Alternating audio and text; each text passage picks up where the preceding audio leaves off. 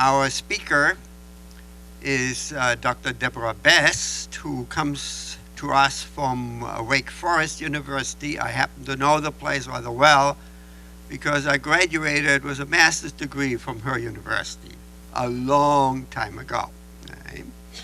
Dr. Deborah Best is very well known in cross-cultural psychology, and she has been president both of the International Association of Cross-Cultural Psychology, which is the organization worldwide, as well as more recently Society for Cross-Cultural Research.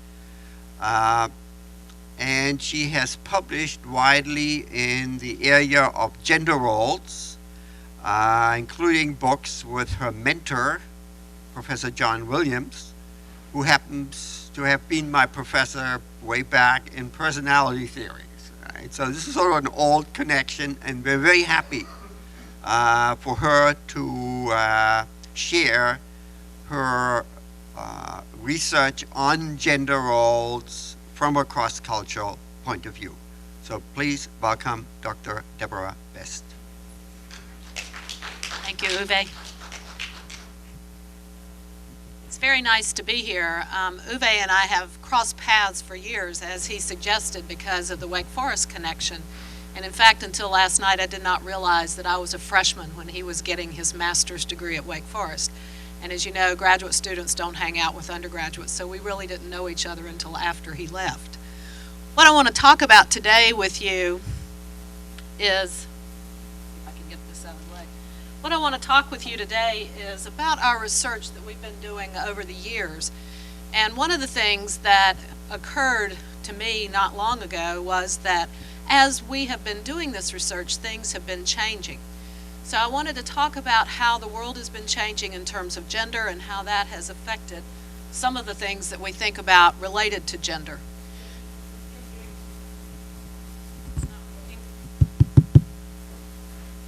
Hold it closer. Is that better? Okay.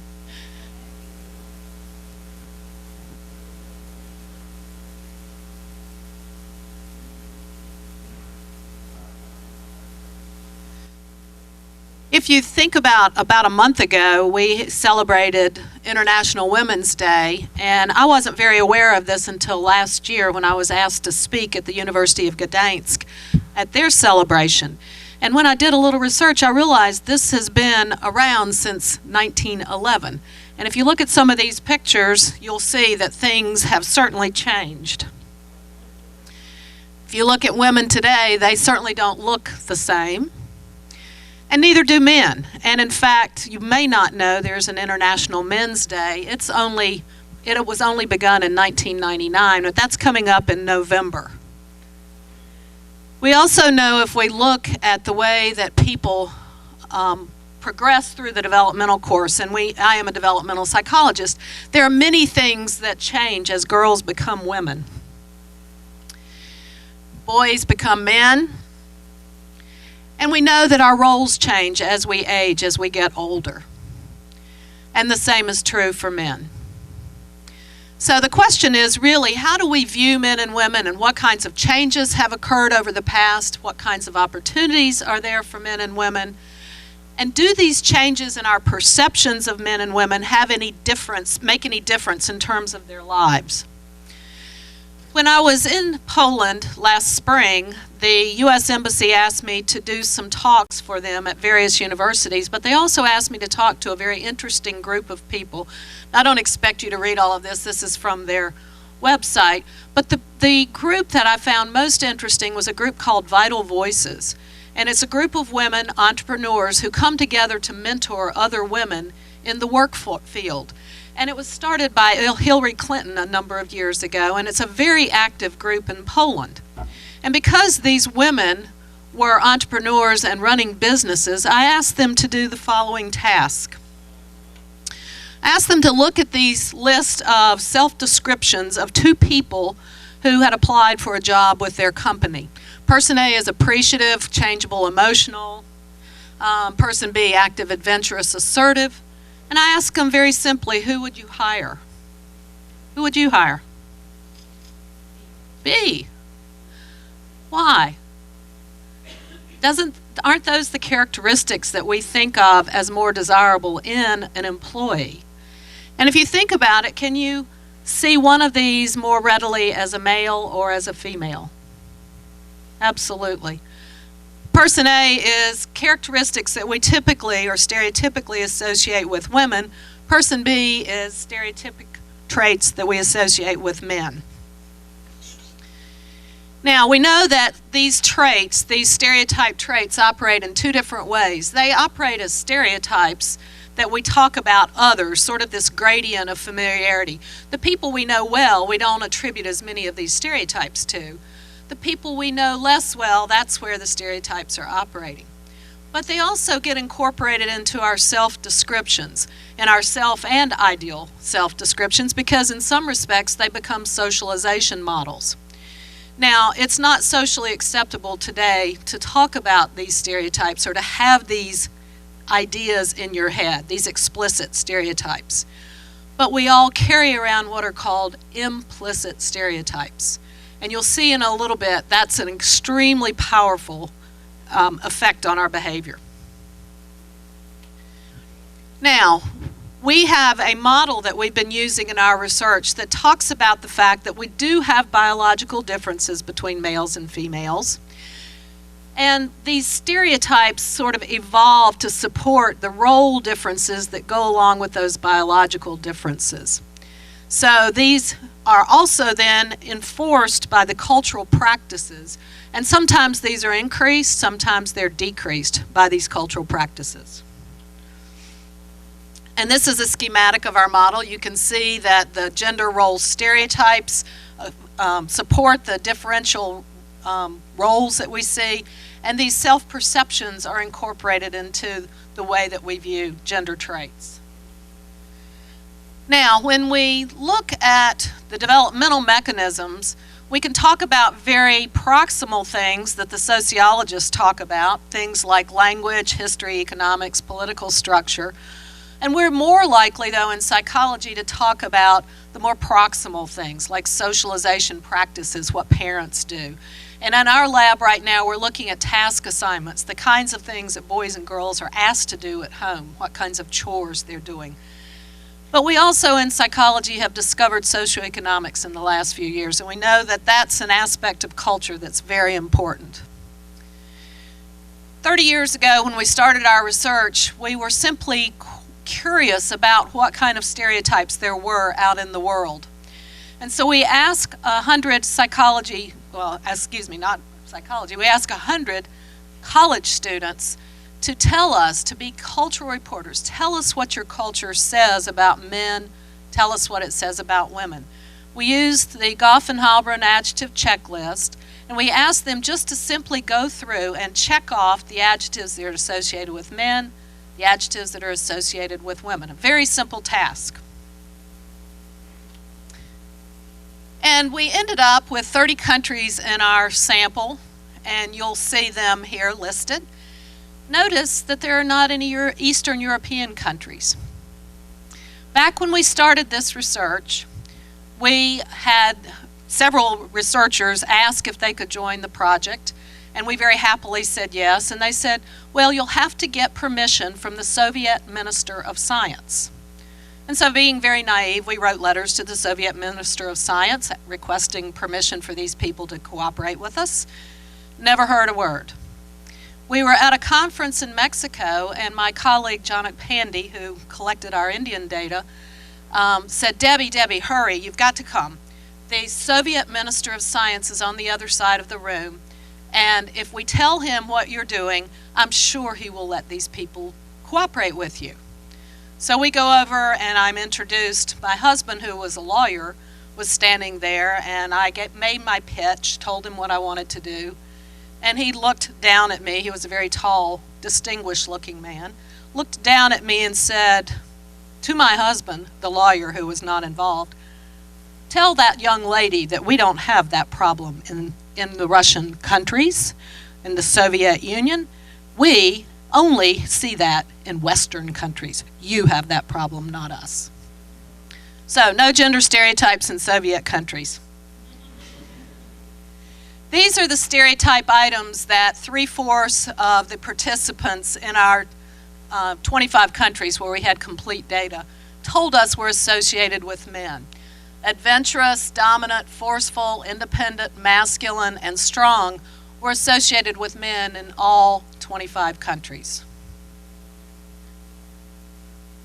And here's the traits that were associated with women. Notice that they're half as many.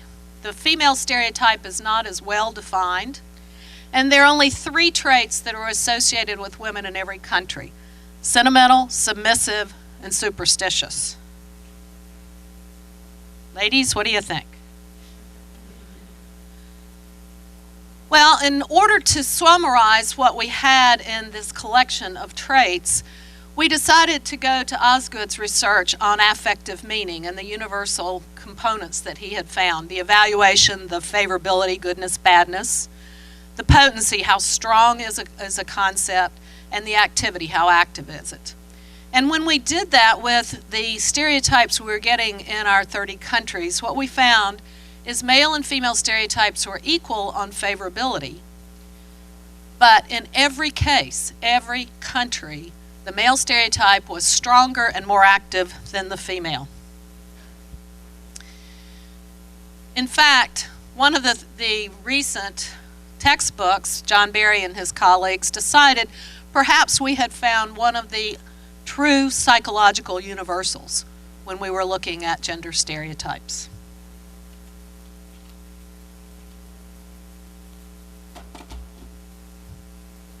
Oops. Well, I messed it up. Sorry, guys.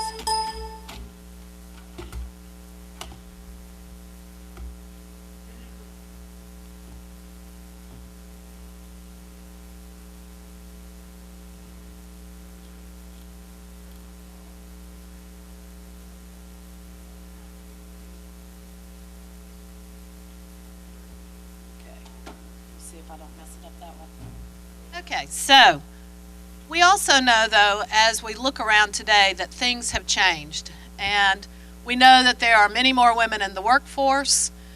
Women are not earning as much as their male counterparts, but women are doing things outside the home more than they used to. If we look at their effect on businesses, the increase in women-owned businesses from 97 to 2006, a 42% increase. That's big. That's very big. And they're also accounting for 40% of all business incomes, a $10 million privately owned firms. You look, and these statistics tell you that women are out there having a big impact in the business world. If we look at women in government, unfortunately we're at the 17% of women in Congress, but that's a huge increase from 72 when it was only 3%.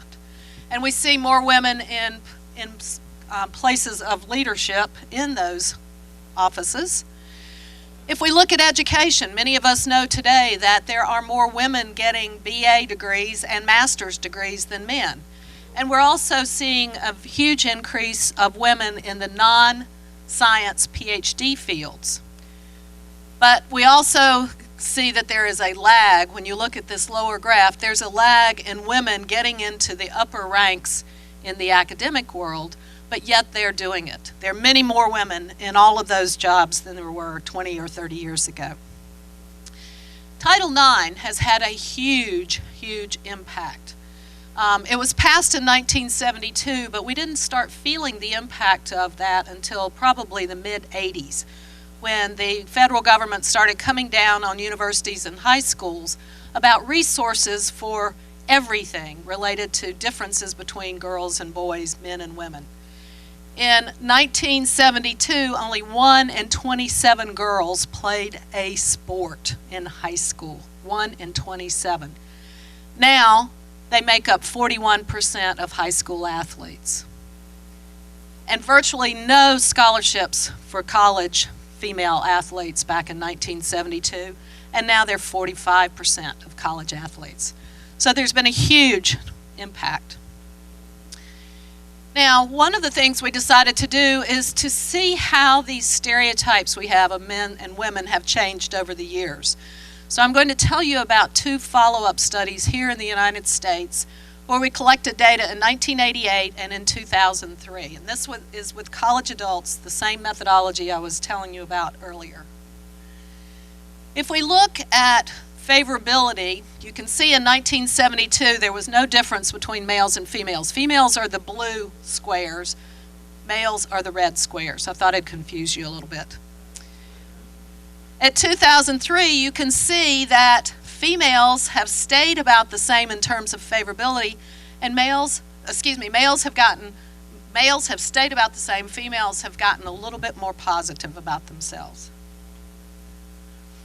The stereotypes have changed in strength, with females getting slightly stronger, males really have stayed the same. And the stereotypes have remained about the same in activity. So we're seeing some changes, but not a great deal in terms of the stereotypes. If you look at the adjectives that were associated with men and women in 2003, we see many of the same ones you saw back in the 70s and 80s. So some of those have not changed.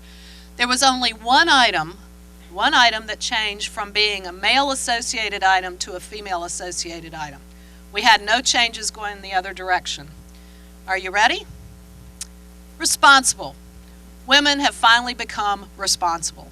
After all of these years, we have become responsible. If my father were alive today, he would say it's about time.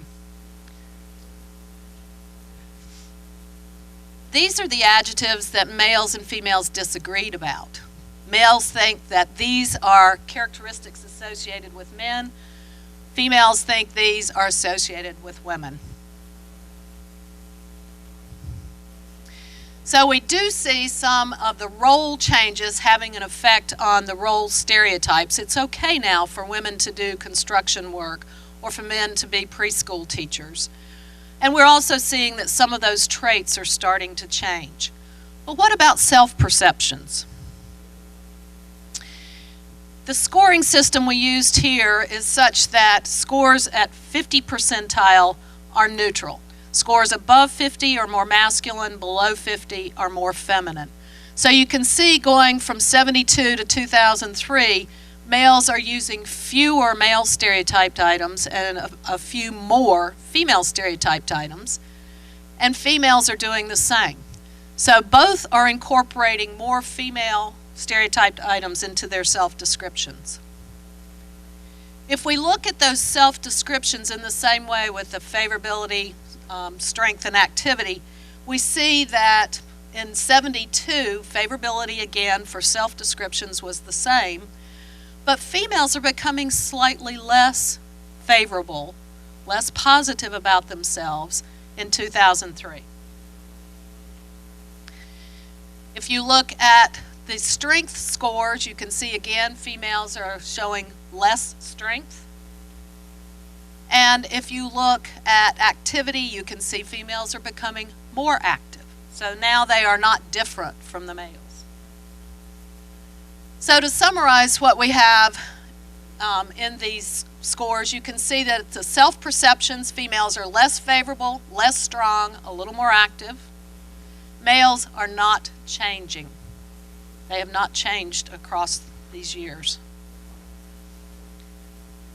And if you think about it, women are showing many more changes across this 30-year period than are men, both in self-descriptions and stereotypes, roles and activities.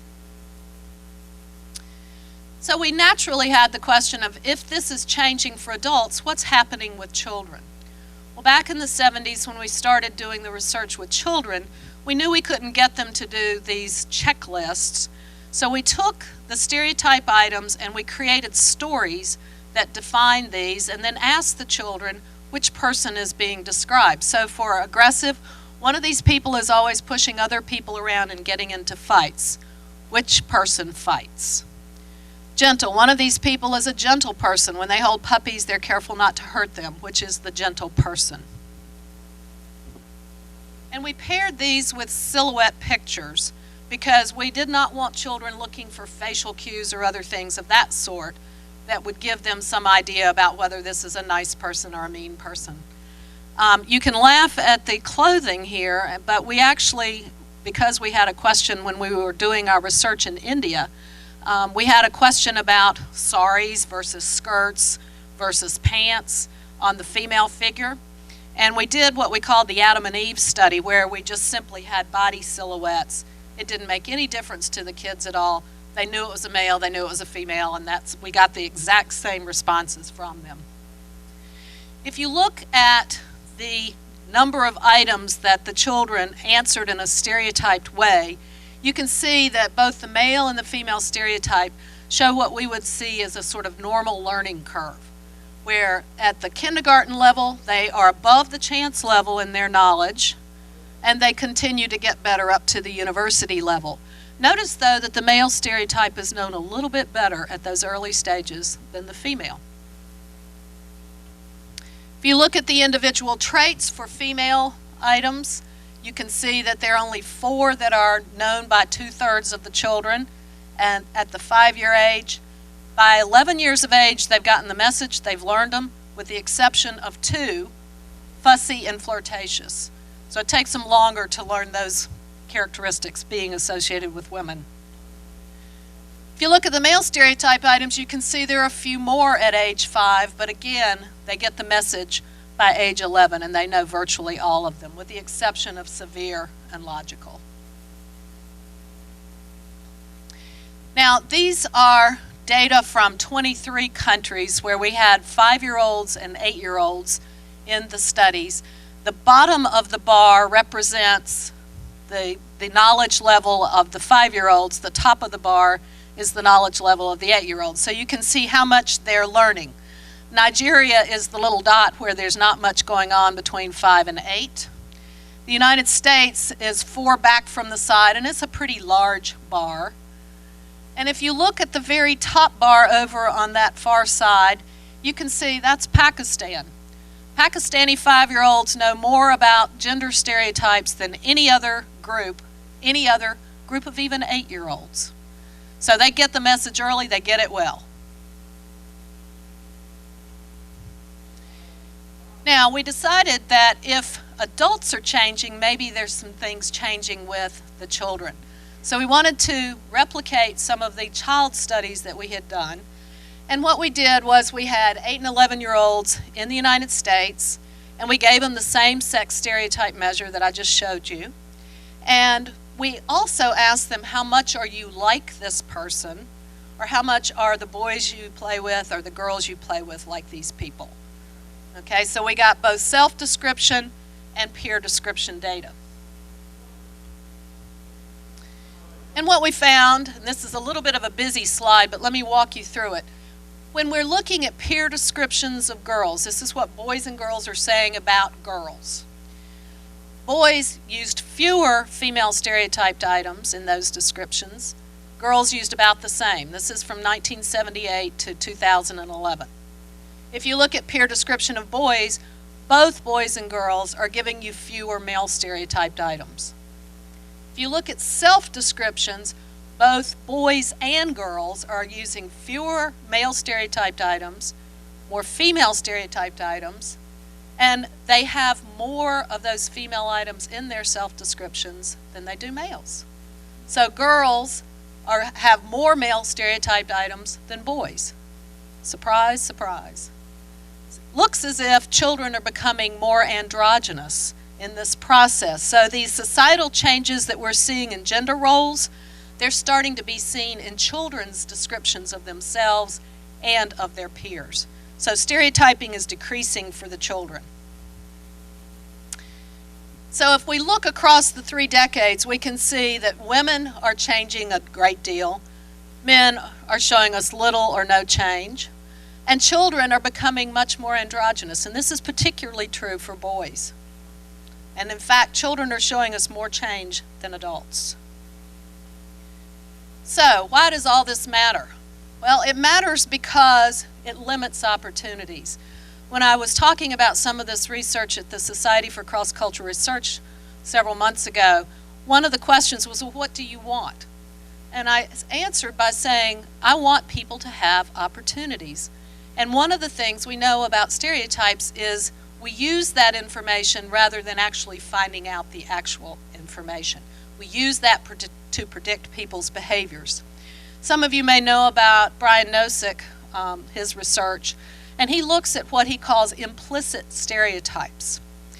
We know the implicit stereotype that men are better at math and science, and girls and women are better at liberal arts and humanities. He did a very interesting study where he had people respond to how quickly they would pair particular items. So is math associated with females? Is math associated with males? And he looked at how rapidly they made the connections. And if they made the connection more rapidly between males and math than they did females and math, then they were showing that implicit stereotype. And in fact, with 500,000 online surveys done this way, 70% of those people showed that implicit stereotype. Now, what he did that's really interesting from a why does this matter point of view is he looked at the standardized test scores in 34 countries of 8th graders on math and science. Okay? And what he found was that the implicit stereotypes that he found online were related to those scores. So people carry these around in their heads, and that has some impact on the actual behavior of these children. When you looked at the explicit stereotypes, there was no relationship. So they can't tell you that that's the way things are, but they actually are responding to the world as if that's the way things are. Now, okay, so you say that's great, fine, what happens? We also know from research by Jackie Eccles that mothers' evaluations of children's math abilities, also English and sports, but mothers' perceptions of children's math abilities are what matter in terms of children's achievement. Not their actual abilities, but there's a huge impact of mothers' perceptions. Now, we know that stereotypes are changing in other places of the world as well, but perhaps not as much, we think, as they are in the United States. 19 in Poland. Of course, Saudi Arabia, there are none. Rwanda, 56% of women are in parliament in 2011 elections. So that's the highest in the world. But we also know, even though more women are getting education, we know there are places in the world where women are getting less education. If you look worldwide, 70% of girls in rural Africa do not finish primary school. 64% of adults worldwide who cannot read and write are women. So women are still lagging behind in the education world around the world. Now, if we look even in the United States, if we look at the STEM areas, the science, technology, engineering, and math areas, and if you think about it, women are not in those fields in the same proportion as males. Cece and Williams looked at what kinds of biases may be keeping women from being in that field, those fields, and they didn't see any difference in the granting agency funding. They didn't see any in publishing. They didn't see anything in promotion and tenure that showed that there was an inequality. And they were also given comparable resources. And in fact, they found that more women were interviewed and hired than men, but women were more likely than men not to enter tenure track situations, about a third less likely, and about a third less likely, almost 40% less likely to earn tenure. So what's happening? They're going into fields where they feel more contact with people, such as psychologists, dentists, I'm not sure that's the contact we want, but veterinarians. They're equal in terms of medical doctors and biology. So they're in some fields that we consider science fields, but not in others. If you look, though, 93% of the tenured faculty in the mathematically oriented fields are males. So women are sorely underrepresented. Women, though, are contributing to the work of the world. 60% of the world's work is performed by women. Half of the food globally is created, produced by women, but they're not earning the same amount as men. And in fact, they do twice as much domestic work as men do. This graph, although a touch busy, you can see that in the red over here on the side, men with some college but no degree earn about the same as women with a bachelor's degree. And women have to have a PhD to make as much as men with a BA.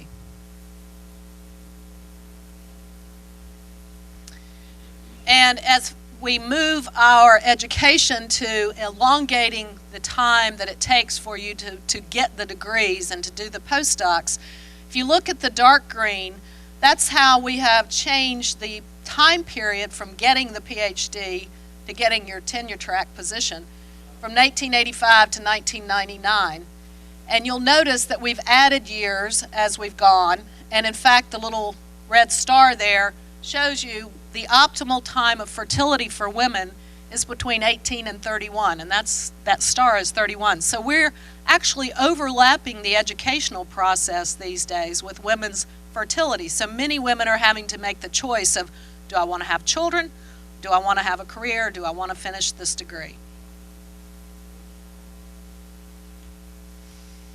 And in fact, when women do have children, and this is academics, we're looking at number of hours worked per week in your job, not at home.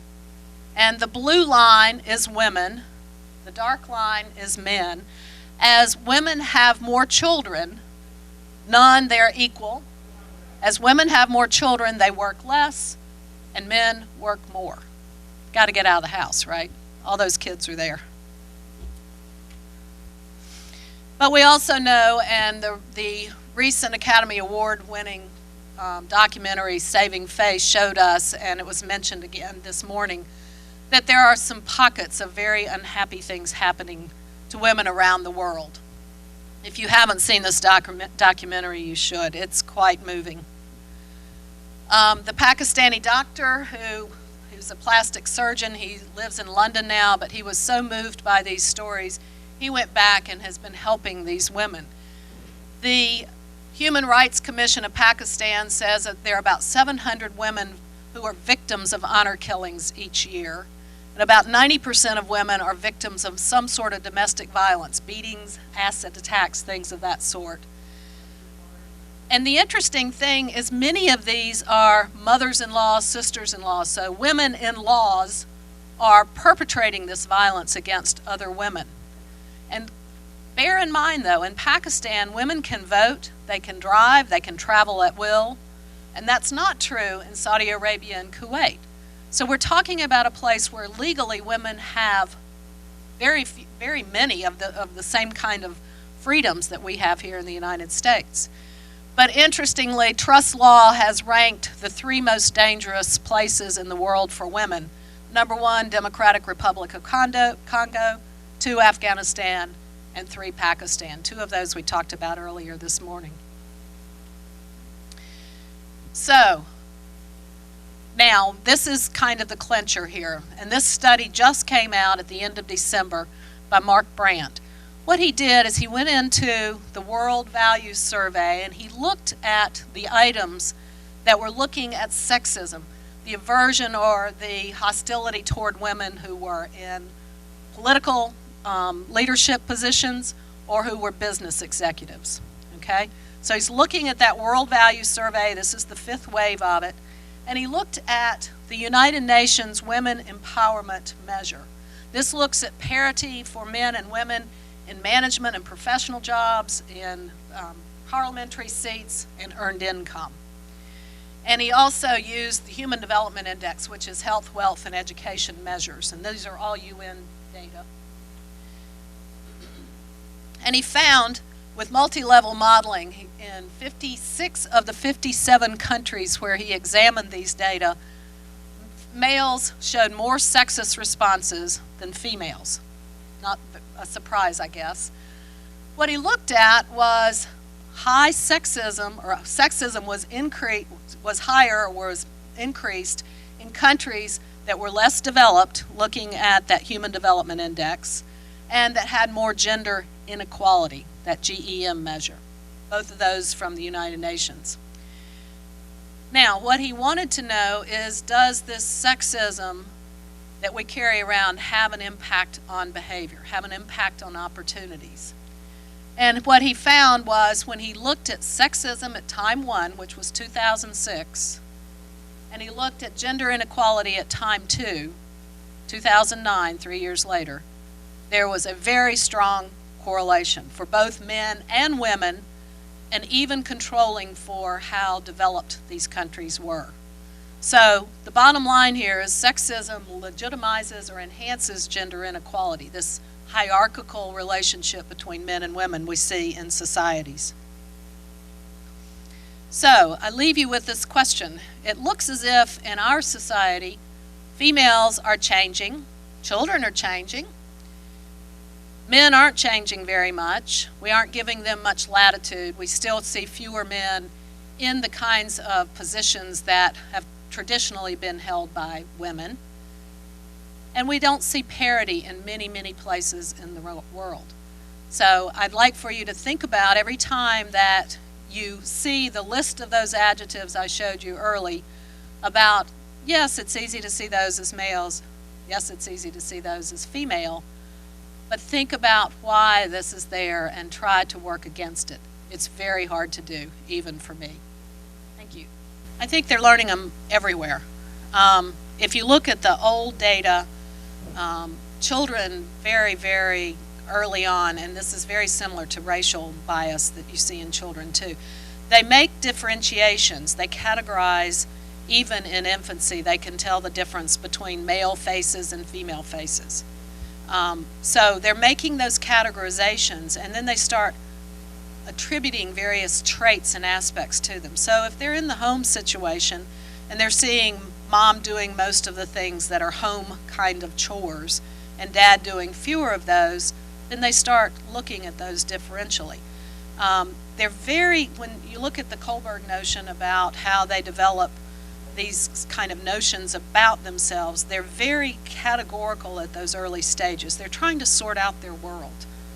So they decide males do this, females do that. And in fact, we see some very rigid stereotypes in these 5 and 6 year olds. If you try to give them the opposite, and we have done this in our lab, you show them pictures of mom with the briefcase walking out the door in a business suit, and dad standing at the ironing board ironing, and has on and we put a frilly apron on him intentionally. But if you show them pictures like that, they get very upset about it. The 5-year-olds, the 8-year-olds, even today, and we've done this several times. The 8-year-olds, when they see those sort of opposite gendered stereotype pictures, they go, well, maybe dad's the stay-home dad, or dad's shirt was messed up before he goes to work, and so they try to rationalize it. By 11-year-olds, they know it, but they don't really talk about it. They've learned that it's not socially acceptable, and they've learned that people can live in different ways. But I think having more house husbands in these days, has made a huge difference. One of my colleagues, when I was department chair, was pregnant with twins and already had a 3-year-old. And I won't tell you the name of her mentor, but she's a very well-known gender researcher from Stanford. Maybe you can guess. She came to visit us.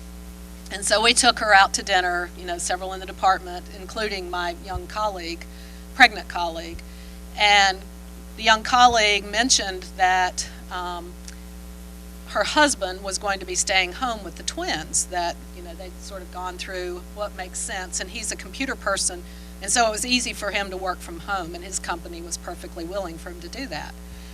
And this senior woman turned to her and said, "Oh no, what kind of message will your children get about what their father is doing?" These are twin boys coming along. The 3-year-old was a girl, and she said, "Your children are just going to be totally confused." I can tell you now, the daughter's at Chapel Hill, and she's just fine, and the 2 boys are just fine too. I mean, they're very normal, happy, healthy, and the husband has still stayed home, and everybody's very happy with it. But it was really interesting to watch this woman who's done research in this area, and a very egalitarian. We carry these implicit things around with us, and we are just not aware of it sometimes. like Schwartz-type values? Yes, there's a little bit of that. It's in the moral value literature. And in fact, what you see is both of them share some of those central things like honesty and that sort of thing. But there's some that are more important for girls. Girls are more relational values are much more important. For boys, it's more status kinds of values that are important. But overall, that sort of central part that we think is most important on the morality side is the same. But yeah, you're right. I mean, the things that are important to them matter. In fact, last night I was reviewing a paper on competition in men and sports, men and women in sports, and they were talking about the value of competition is different. But if you look at relational aggression versus physical aggression in children, you see differences. Girls are more relational. They tattletale and do all the ugly things behind their back, whereas boys might kick them in the knee. But you see those same kinds of things with sports. Women tend to be involved in sports that are not as physically combative. Soccer, basketball, well, basketball has become a combat sport, but typically it's not. Tennis, things like that, whereas the males are more involved. Look at the NFL.